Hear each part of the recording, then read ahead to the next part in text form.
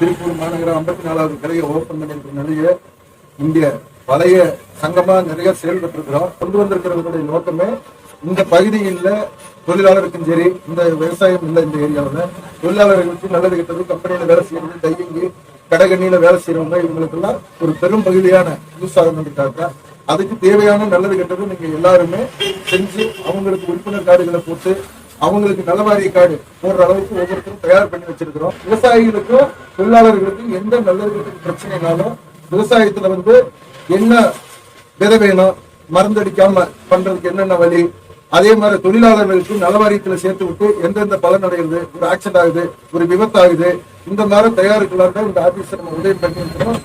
நீங்க அதுக்கு தேவையான உறுப்பினர்கள் சேர்த்து அதுக்கு தகுதியான தலைவர்களை நம்ம நியமிச்சிருக்கிறோம். அவங்கள போர்டுல போன் நம்பர் இருக்கு.